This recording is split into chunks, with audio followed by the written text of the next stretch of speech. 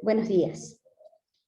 Soy la doctora Liliana Santucho y voy a presentarles dos enfermedades infecciosas, botulismo y tétanos, que son emergencias infectológicas y también constituyen problemas de salud pública, por lo que son de denuncia obligatoria.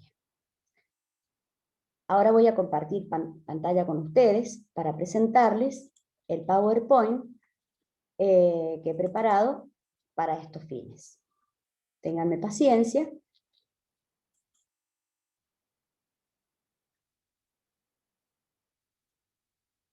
Quiero contarles que al terminar esta presentación, ojalá que tenga tiempo y les pueda contar acerca de un caso de botulismo que resolvimos con los alumnos. Vamos a empezar entonces por botulismo.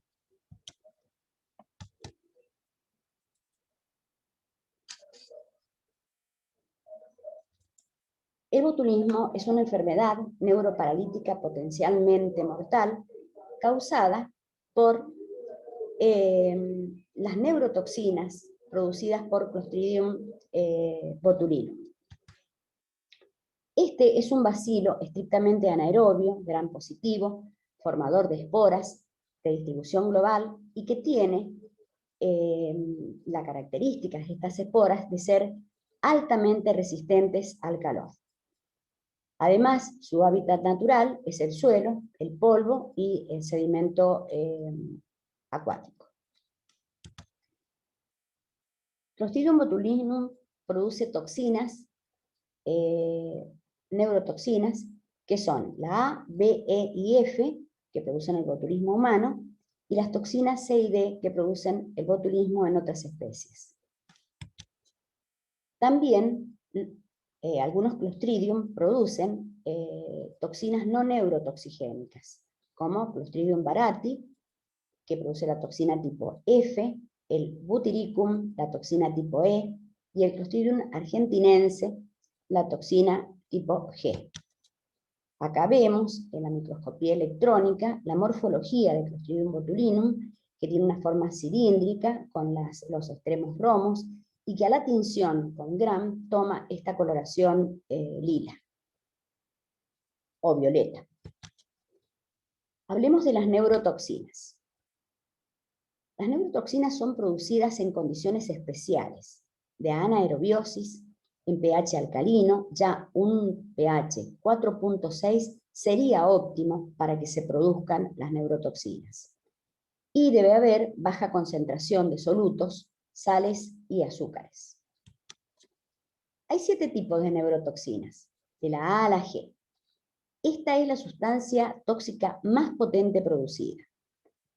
Y a diferencia de la espora, las toxinas son muy sensibles al calor, mayor de 85 grados, durante 5 minutos ya se destruyen. Vamos a subir un poquito la foto así. Lo importante es que vean la pantalla. Bueno, tienen estas neurotoxinas una estructura de cadena pesada y cadena liviana de 100 y 50 kilodaltios respectivamente, y están unidas por puentes disulfuro. Hablemos del mecanismo de acción para comprender por qué se produce la parálisis flácida. El botulismo es causado por los efectos de la toxina botulínica presente en la circulación luego de haber sido absorbida de las mucosas, intestinal sobre todo, y también por heridas. La neurotoxina se une irreversiblemente a las terminaciones nerviosas presinápticas del sistema nervioso periférico y de los nervios craneales, a nivel de la unión neuromuscular. De esta manera inhibe la liberación de acetilcolina, y teniendo presente que la acetilcolina tiene como principal efecto la contracción muscular, al estar inhibida o por ausencia de la acetilcolina se produce parálisis flácida. Acá tienen un dibujo que demuestra cómo entra la neurotoxina con su cadena liviana y su cadena pesada por el epitelio intestinal, pasa a la sangre y de allí se dirige a la placa neuromuscular. Allí va a ingresar y las cadenas pesadas y livianas se dividen, pero entran, una vez que están adentro de la placa neuromuscular, van a producir esa inhibición de la segregación de la acetilcolina, lo cual va a producir la parálisis flácida.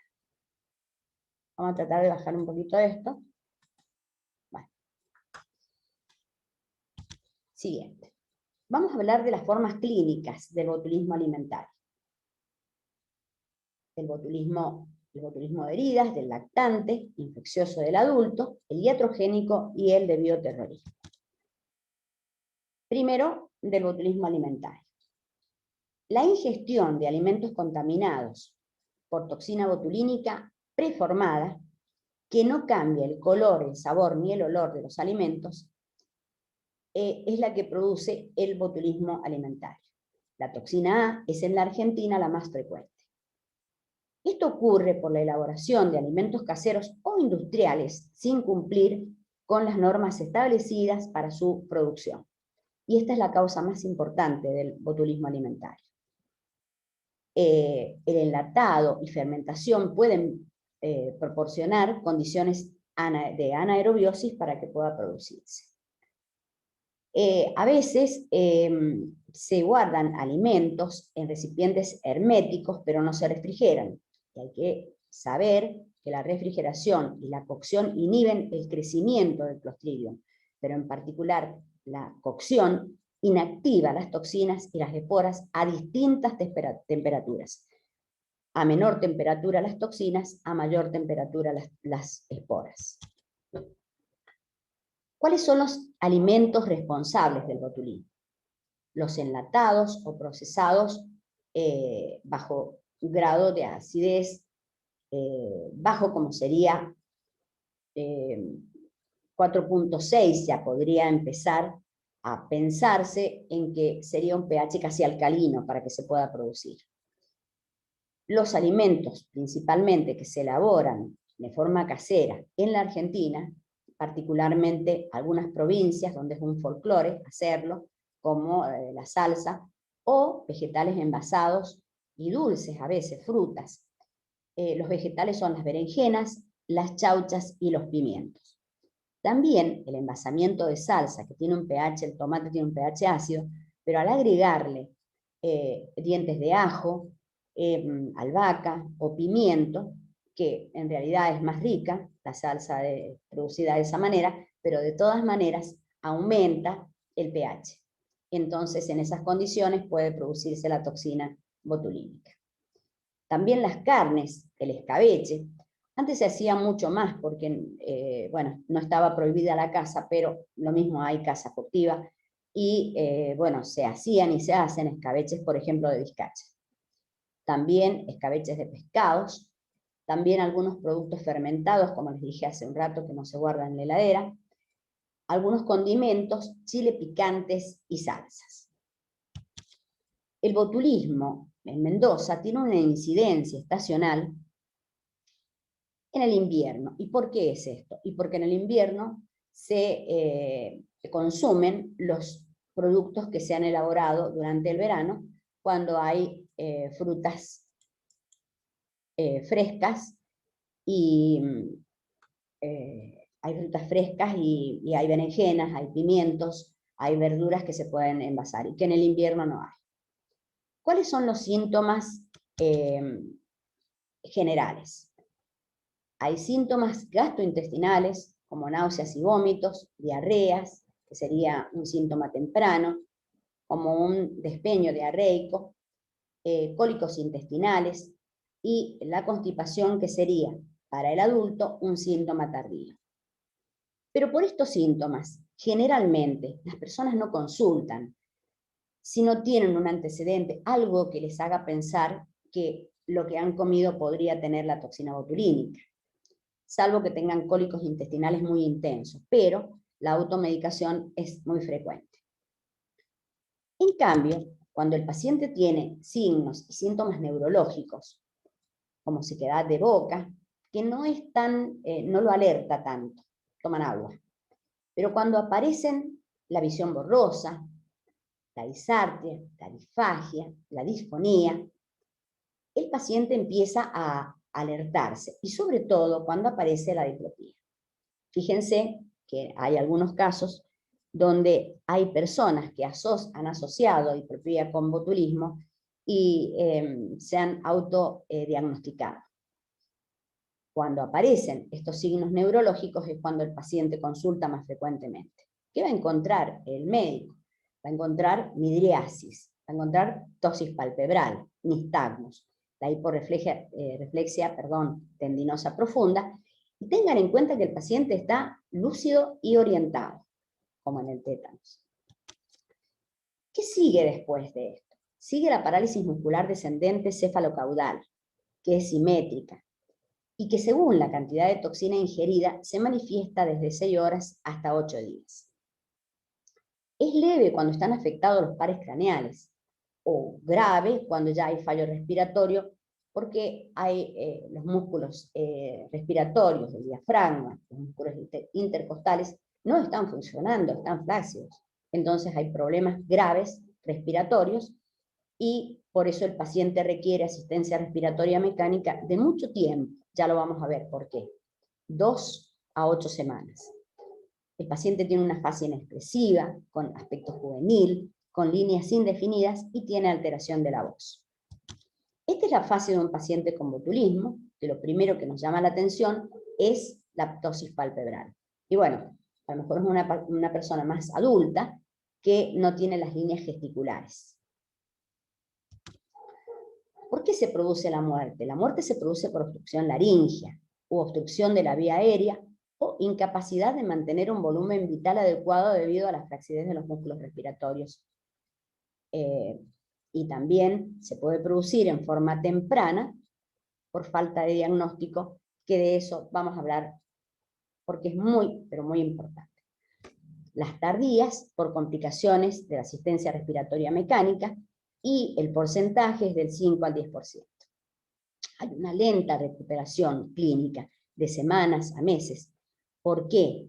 Acá respondemos a la pregunta ¿por qué necesita resistencia respiratoria mecánica durante varias semanas? Y porque se tienen que formar nuevas uniones neuromusculares y placas presinápticas. Hablemos del botulismo de heridas. Va a ocurrir en condiciones de anaerobiosis en el interior, por ejemplo, de abscesos, o por inyecciones endovenosas de heroína de alquitrán negro.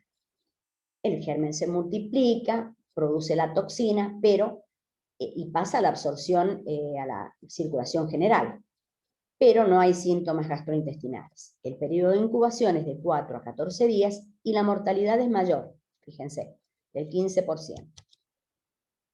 Hablemos del peor de los botulismos. Es el infantil es el tipo más común de botulismo, porque es más susceptible el niño por la flora intestinal inmadura. En este caso, lo que ingiere son las esporas, no la toxina preformada. Entonces, este botulismo está producido por la colonización de esporas con producción local de toxinas que se liberan a nivel intestinal y hacen todo el camino que ya hemos dicho. Es más frecuente en el segundo mes de vida.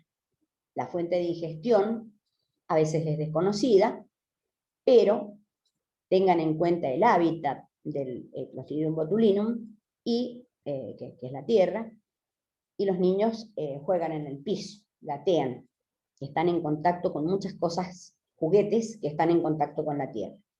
Pero generalmente, hay un 15%, no generalmente, hay antecedentes de ingesta de miel. La severidad es variable, desde constipación a muerte súbita. ¿Cuáles van a ser los síntomas? Y la madre va a darse cuenta, por ejemplo, que el niño tiene constipación. Hasta ese momento no le llama tanto la atención. Pero cuando el niño tiene llanto débil, rechaza los alimentos, hay letargia, disminución de la fuerza para succionar y pérdida generalizada, ahí ya es grave, del tono muscular, ahí se produce la consulta. Yo diría que cuando hay disminución de la fuerza de succión, ya la madre está avisada de que algo algo grave está pasando con su hijo. Ahí consulta. Ahí vemos que hay una disminución del tono muscular a nivel cervical. Las complicaciones más frecuentes son la apnea, la neumonía aspirativa, la sepsis, la infección urinaria, la neumonía asociada a asistencia respiratoria mecánica y las convulsiones. Hablemos del botulismo intestinal del adulto. Se produce con flora intestinal alterada. Ya vamos a ver por qué.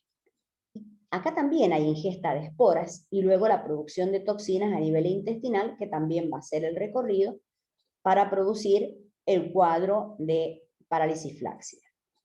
Puede haber antecedentes de una cirugía abdominal o anomalías de otro tipo, gastrointestinal, o la antibiótico terapia, que a veces es excesiva. El botulismo iatrogénico se produce cuando se hace tratamiento médico o estético con dosis inadecuadas de toxina botulínica. Por ejemplo, en las inyecciones de Clostridium botulinum, de las toxinas de Clostridium botulinum, que se hacen para embellecerse. Pero también para algunas enfermedades como faciales, el blefarospasmo, la distonía cervical, el espasmo hemifacial, la neuralgia del trigémino y la parálisis facial. Patologías otorrinolaringológicas, como la mioclonía palatina, y también patologías laringeas, como la disfonía, el temblor laringio, la disfonía espasmódica. Botulismo del bioterrorismo. El Clostridium botulinum es la toxina más potente conocida. La dosis letal es de 0.7 a 0.9 microgramos. Fíjense que 1 gramo podría producir la muerte a más de 1 millón de personas, si se disemina efectivamente por aerosolización.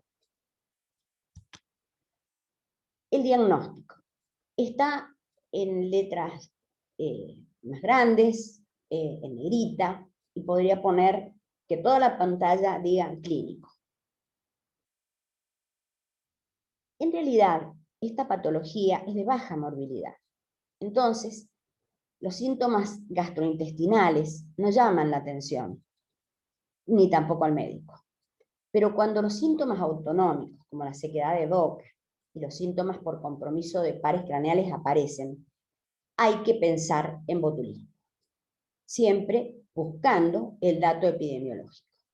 También puede ser o porque el paciente sepa que ha comido algo, o porque hay otros familiares que tienen la misma sintomatología, o porque han comido todos de la misma comida. Los diagnósticos diferenciales. Pero antes me quiero detener en algo que quería decirles con respecto al diagnóstico clínico. Es muy raro que un diagnóstico presuntivo clínico pueda ser rectificado por estudios complementarios. Eso es lo que yo he aprendido, no solamente en la facultad, sino a lo largo de estos casi 30 años de ejercicio de la profesión. Siempre guiarse por el diagnóstico presuntivo, que podremos seguir estudiando y buscando si verdaderamente es. Ténganlo muy en cuenta. Yo siempre he insistido en la buena anamnesis, el buen examen físico, o sea, una buena historia clínica. Nos va a llevar de la mano a un diagnóstico presuntivo, créanme. Vamos a hablar entonces de los diagnósticos diferenciales. El síndrome de Guillain-Barré, que la parálisis ascendente. También tenemos el síndrome de Miller-Fisher, que está asociado a patologías bacterianas y virales, donde hay también parálisis, pero es más asociado a patologías virales y tiene otra sintomatología. La miastenia gravis, que se hace la prueba del hidrofonía, la parálisis por garrapatas, que es ascendente, la neuropatía difterica, que vamos a diferenciarlo ya prácticamente de verlo al paciente. El paciente con difteria es un paciente que presenta estado tóxico, tiene fiebre, tiene mal estado general. Y el paciente que tiene botulismo está afebril, está lúcido, está conectado. Además, vamos a poder observar los exudados faringios, la pseudomembrana diftérica, que hace prácticamente el diagnóstico. Y cuando tratamos de arrancarla, deja un lecho hemorrágico. El síndrome de Lambert, que está más asociado al CA de pulmón, y el síndrome y la poliomielitis, cuya debilidad es asimétrica. Las pruebas diagnósticas, bueno, el electromiograma va a presentar una disminución de los potenciales de acción de los músculos afectados, pero es muy inespecífico. Va a haber una respuesta de amplitud creciente tras la electromiografía repetida rápida, pero son inespecíficos. La punción lumbar se usa más para un cuadro de Guillain-Barré, y porque en el citológico se van a ver algunos datos que nos van a poner en el pensamiento de que puede tratarse de un Guillain-Barré. Tanto el ataque de cerebro como la prueba de hidrofonio o la resonancia magnética son negativas. El diagnóstico microbiológico de la toxina. ¿Qué vamos a buscar? Búsqueda de la neurotoxina ¿en dónde? En las heces, en el vómito, en el suero. Se va a hacer inoculación en el ratón, ELISA y PCR. Y por supuesto, coprocultivo. El tratamiento. Ante la sospecha de botulismo, vamos a derivar al paciente a UTI. Y el paciente va a ir a asistencia respiratoria mecánica si aparecen signos de descompensación respiratoria. El lavado gástrico se va a hacer si la ingestión alimentaria ha sido reciente.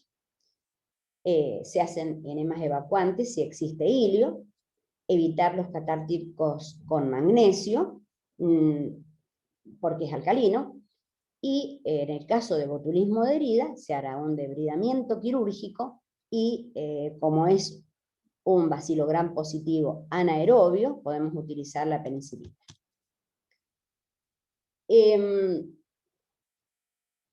La administración de la antitoxina es el tratamiento farmacológico disponible único.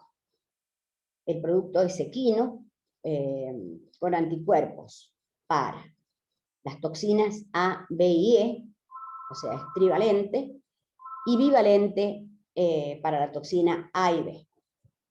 La administración es endovenosa y neutraliza las moléculas de la toxina que no están unidas a las terminaciones nerviosas.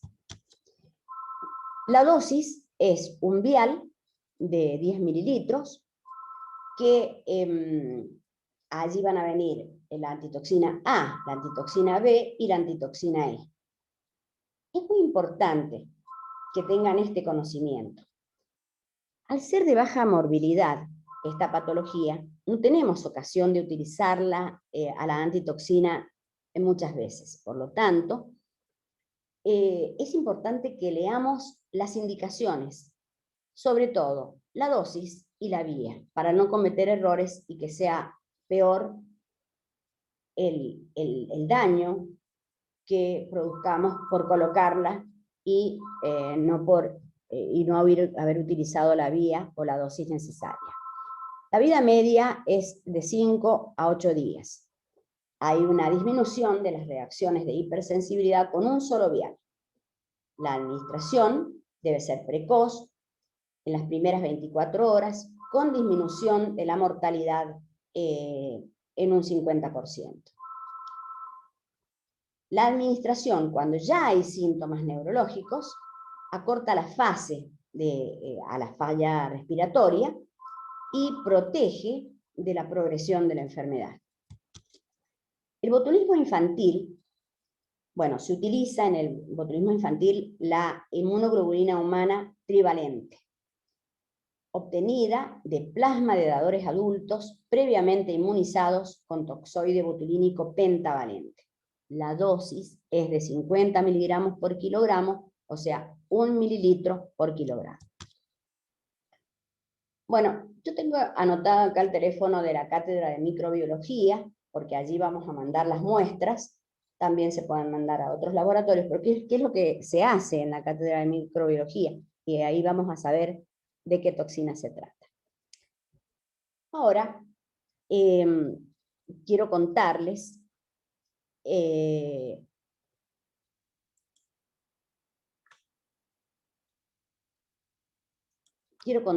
que tuvimos un caso de botulismo con los estudiantes de infectología de hace varios años. En ese momento yo tenía que hacer guardia, entonces los alumnos me acompañaron a la guardia en el Hospital de Encinas. Y llegó un paciente de 18 años, acompañado por su padre, era día martes, haciendo la referencia de que desde el día domingo a la madrugada se sentía mal. ¿Cómo se sentía mal? Y tuvo un despeño diarreico. Pero a partir de ahí empezó a sentirse peor, con letargia, con cansancio, así lo iba diciendo, y fueron apareciendo algunos síntomas neurológicos, pero podría ser, por ejemplo, sequedad de boca. Continuó durante el día tomando líquidos, y el día lunes concurrió a un centro asistencial, pero bueno, lo medicaron, y el día martes fue a la guardia, y ahí estábamos nosotros. Eran 7 alumnos y yo. Le preguntamos si tenía algún antecedente de ingesta de algún alimento, y contó que el día sábado a la noche la madre había hecho pizza y le había pedido que trajera una salsa de la despensa, que él abrió un frasco, no rosca sino Corona, y que sintió la entrada de aire, ese es el sonido de la entrada de aire. Lo descartó y sacó otro frasco y lo abrió, no sintió ese ruido, pero al anterior puso el dedo y lo probó. No sintió ningún cambio en el sabor, tampoco sintió ningún olor distinto al de la salsa, pero le entregó el otro frasco a la madre, no sin antes decirle que había descartado uno, lo había dejado en la despensa porque dudó. Ese dato epidemiológico, junto con el cuadro del paciente, y que en ese momento lo único que veíamos era la tosis palpebral, tenía apraxia, ataxia, y cuando empezamos, los alumnos hicieron el examen físico, encontraron que el paciente tenía midriasis, y hubo un dato relevante, que es mostrarle un solo dedo y que dijera cuántos veía. Y veía 2. La diplopia fue encontrada por los alumnos, y es lo que nos hizo el diagnóstico presuntivo de botulismo. ¿Qué hicimos con él?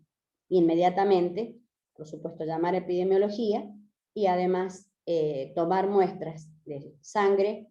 No logramos en ese momento de materia fecal, pero lo derivamos a la UTI del Hospital Militar. El paciente recibió la toxina antibotulínica, y después supimos que se trataba de la toxina A.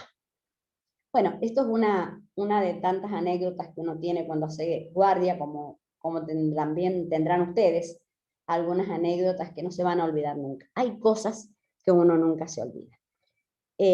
Ha sido un placer estar con ustedes, y bueno, después vamos a hablar de tétanos.